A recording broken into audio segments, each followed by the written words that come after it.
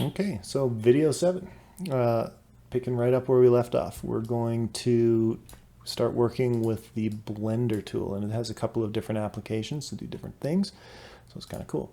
So think of a blender as having a beginning and an end, you know, left, right, whatever, however you want to look at it.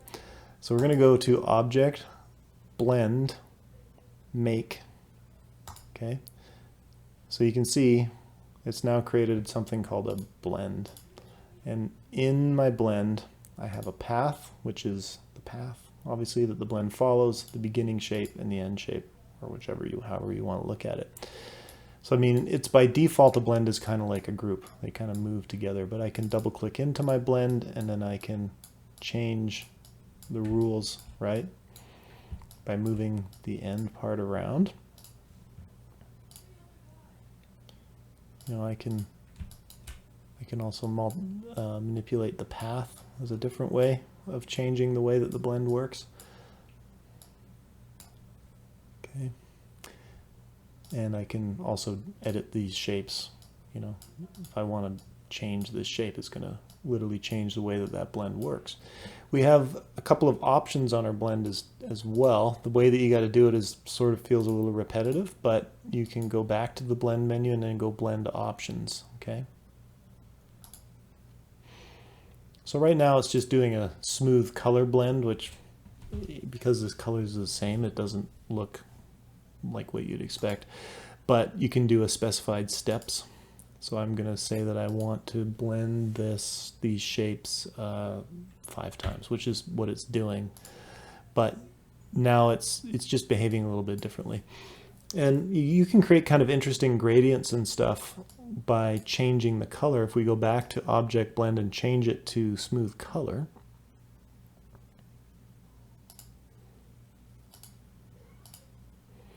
okay, and now I'm going to hit OK, and I'm just going to change the color here to RGB red. So if you change 2 colors, it kind of creates a shaped gradient. So that can be kind of interesting, depending on what you're doing. But you can combine shapes to create unique shaped gradients, and it's kind of another gradient technique. So if you're kind of containing color, containing shape is something like a square, and then your target shape here, this path, is like in this case, a bean.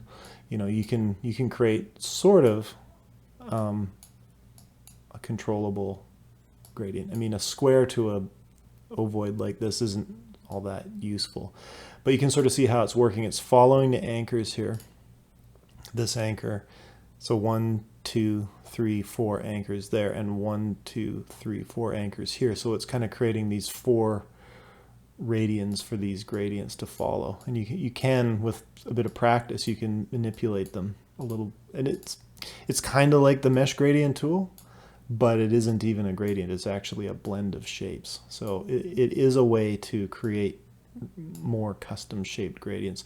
It just does kind of funky things like this, right? Because this anchor is what's, you know, it's drawing that shape blend. So you're only going to, it just takes some practice to work with it. But it is all about the number of anchors that you've blended together. You know, I've gotten into some pretty complex builds of shape blends or whatever, just to get a real specific type of shaped gradient, but that's more when you're doing like rendering type stuff. So in Adobe Illustrator 2, I believe rendering, well, we might get into it. I kind of skipped it this past semester, but this can become kind of useful for just making your custom shapes. But that's one application of a blend. Another application of a blend is when you see something sort of like a woodcut or a linotype edge. And this is kind of common in comic books. It's just sort of a look. But let's say we've got this sort of shape, and then I want to do like a woodcut kind of feathered edge, but I don't want to have to draw every single point. I just want it to go from this point here to this point here. Okay. And I just want it to be a nice even, I want it to get slightly bigger. I want to kind of follow that. So again, I can do a blend in specified steps. Right, so right now it's just default. It's going to be smooth color. You kind of go back to blend options again, and now you got to pick specified steps. And if the preview is on, it's, you know, it shows 6. I type in 12. I don't see 12. I have to hit tab to see it. So I would like to blend. I think I'm going to want quite a bit more. So 36 tab. Yeah, it looks about right.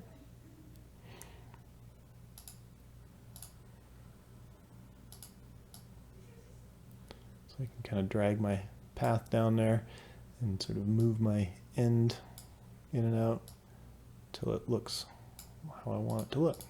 If I want to just change that there, typically I double click on it to get into isolation mode. Makes it a little easier to work with. So, you know, you've kind of created your nice kind of woodcut edge blend there that follows that, much easier than drawing that out manually. Another kind of thing that you could use a blend to do is sort of a halftone dot type of a pattern, right? So we could go from big to small, same thing, object, blend, make. Put it kind of neat. And then you can also duplicate that by turning it into a symbol or whatever. We'll get into symbols and things more than that. But so sometimes what you'll say is like, ooh, what if I blend from this and I'm going to copy that blend by holding down the Alt key and I'm going to kind of scale it. Can I blend from a blend to a blend?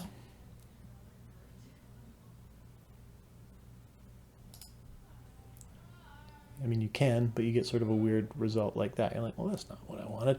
I wanted, you know, 10 lines of these dots. So this is where expanding appearance becomes important. So once you've applied a blend and you're happy with it and you want to now turn that into shapes, you expand, okay? So there's expand right there. You can also expand right within the blend menu, but we're just going to expand just to say object and fill. Yep. Okay, so now those shapes are now ready to be blended this way.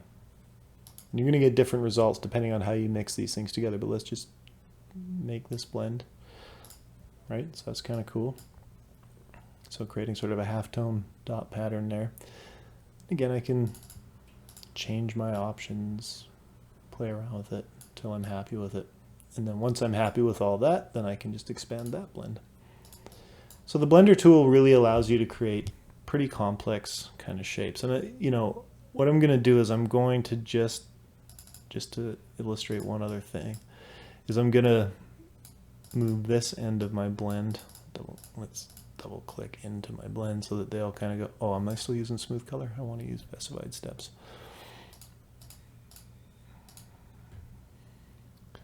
Yeah, blend options, and I want to use specified steps. Specified distance, it works kind of like specified steps. It's not really. I'll just encourage you guys to play around with it a bit.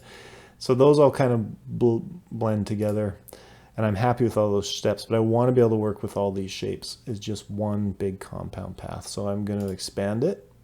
Now I can also just right click on it, and I got to get out of isolation mode to do that though. Actually, yeah, I guess I have to go to the expand menu to do that. So that's just made all those independent circles. But, you know, in my group, that's a pretty complex path of groups. It's groups, group within groups, and all these little circles and all that sort of stuff. And I'm like, no, I'm really happy with this thing. So if I just unite that, okay, that's basically made a pretty big set of paths. It's kind of everything that was touching, but then I've got all these independent circles. So now I'm going to go one step further and make this into a compound path, which then greatly simplified this whole thing into just one independent thing on my layer palette that I can now work with in a fill and whatever. So just that kind of process of making out your shapes and then uniting them and expanding them and all that sort of stuff. That's sort of your end goal once you're happy with your envelope distortions. So there's all kinds of those things that, you know, we can get into. I'm not going to cover it all here. I'm just going to work purely on just the shape ones. So blending is one. Envelope distortion is another one. Okay, so you can basically, let's go to envelope distort. Okay, and you know, we can get in with each of these sort of ones, right? You can go make with warp, so kind of bending the arc. So this is quite useful, and a lot of times if you're doing type that you kind of want to curve out, you know, sort of doing like the Back to the Future type, you know, that would actually be fairly challenging to do manually. But yeah, you can play around with all these different envelope distortions and just really kind of forcing perspective on your shapes or whatever. But these are all expandable as well. These all work just the same. So let's say I want to do this kind of, you know, that, like I call it the Back to the Future effect. And I guess if I use some type as an example, it'd be better. But you know, something like that, you know, it's kind of forcing like a perspective, and I'm like, ooh, that's really cool, but I actually want to be able to now work with each of those dots. I mean, you can go in and you can multiply these anchors, but the way that they work are not, you know, you can see your vector shape is still retained. If you go to outline mode, it looks no different. All that it's doing is distorting the preview of the vector shape, but the vector shape itself is retained. So you want to be able to expand this out afterwards, and that's what the expand is all about. Once you're happy, you don't kind of this is an interim step, right? And again, this will apply. Let's bring up our appearance panel. Where did I put it? I hid it away on myself, didn't I?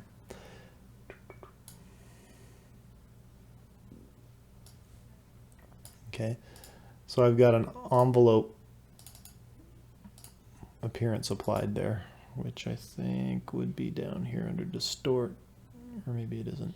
Maybe it's actually different.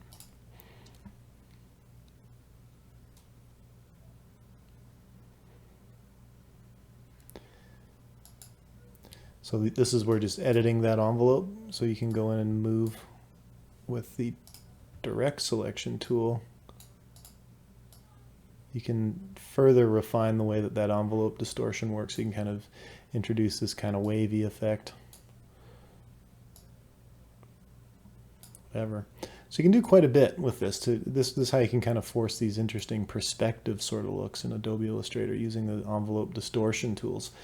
But again, you sort of, once you're happy with that end result, this is where we want to be expanding the thing, right? So expand, fill an object, boom. Because you know, that would be to manually go in and draw all that stuff to get that sort of perspective would be super difficult. So that is what these various envelope distortion, I mean, they all kind of do different things. You know, perspective, I personally find the perspective grid a little challenging to work with. I don't use it a ton. I need to practice with it more. But again, it's the same type of thing. It's like it forces a perspective grid, and it kind of snaps your shapes onto whichever plane you're associating it with. I actually personally think I need to practice with it more to do better perspective drawings and things. So I'm not going to demo it because I don't really know what I'm doing with it. But I would encourage you guys to just really understand the way that these object applications work. There's a lot of fun stuff that you can do within the envelope distort, and a lot of cool stuff that you can do within the blending. You know, converting to shape and pathing and outlining, stroke and simplifying. There's lots and lots of different things that we can do within that, but you know, it's probably just too long to cover here. But the basics, I think, are covered here. Being aware of how this all works, and making kind of custom shape building, which I think is kind of fun stuff. The last one I'm just going to go in is this repeat tool, because it's new to this version of Adobe Illustrator. I really like it. It does a bunch of really kind of fun things that used to be pretty difficult to do. So, you know, you can take any shape, like even this fairly complex thing that we made, and I could use the repeat tool to go radial, and then, I mean, it's pretty intuitive to work with it. You know, you drag up and down to change the number of instances, and then you can rotate where it starts and ends on your circle path, which is kind of neat. And then you can change the relative size of it.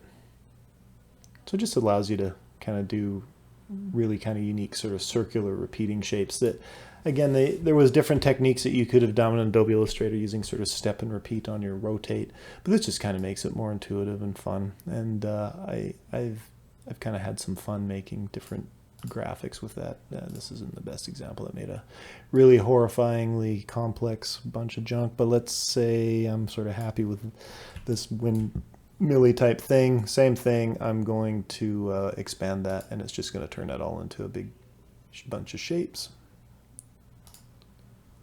An object, and there's a bunch of overlapping, so I'm just going to unite this all together. In outline mode, I've got a nice, clean, and yet super complex group, which has all these sorts of shapes. If I want to deal with it that way, but really what I want to be doing is making a compound path object. Compound path make, or Command 8. Nice simple shape that I can now apply gradients to and work with just like any other vector shape. And I mean, along the way, Illustrator has done a real dutiful job of retaining all of our custom little anchors and everything in there that there's no way you'd ever want to tackle building that with like a pen tool or something ridiculous like that. So you can just have a lot of fun, but it's a little bit of, it's computer aided graphics and design. These are things that you wouldn't necessarily draw by hand, but you can really, there's just, the sky's the limit in sort of custom shape building. And I'd really encourage you guys to have fun with diving in and working with custom shapes, a combination of combining things, and then really your goal is always to sort of get your custom shapes down to compound paths so that they're workable and they're not like a big mess of just billions and billions of shapes that you can't go through and find. And that's what the expand and blending and all that sort of stuff is all about. And there's, you'll kind of hit your stride in terms of what style you sort of like, these feathered edges, repeated lines, kind of cross-hatching effects or woodcut effects that you can create with blending tools, I think look really great. And there's just so much room to play with Illustrator once you get comfortable with all the shape building tools that it has available. So that's what we're going to really have a lot of fun with. That kind of comes to the end, really, I think, of at least when it comes to shapes and colors, which are kind of the fundamentals of Adobe Illustrator, no matter what you're doing. A few more videos I'm going to go over that are going to cover things like rasterizing, integrating raster elements like textures and stuff like that into Adobe Illustrator. That's kind of it. We're going to get into layer structure in terms of getting more technical with graphics, probably building some patterns and symbols. We're going to talk about patterns and symbols in some of the next videos, but those are more just kind of how to integrate Illustrator into your workflow as a designer, whether you're doing packaging design or graphics or logos or branding. Illustrator is a professional workflow tool, and symbols and stuff like that are really meant to be used a certain way to make life easier for yourself. You do want to think about Adobe Illustrator files, at least when you're working at a pro level, as something that somebody else is going to have to work with. And it won't take long before you're working with somebody else's Adobe Illustrator file where you're either going to be really happy with them for organizing it, or you're going to curse the day they were born, and you're not going to be very happy with them at all because they've left you an absolute disaster zone of overlapping shapes and stuff that's so tangled together you can barely make heads or tails out of it. And even when you're buying professional grade stock graphics, you're going to find that is often super common. And that's what I kind of get into more in detail in the classes, is what the difference is between a nice looking Adobe Illustrator file and a truly great, well-built Adobe Illustrator file. So we'll get into that stuff more in the classes, but these 7 videos, I think, hopefully have covered the range of the most important stuff. I would say videos 8 through 10, I think, in my video plan here are going to be what I'd call more optional, more specialized to specific applications.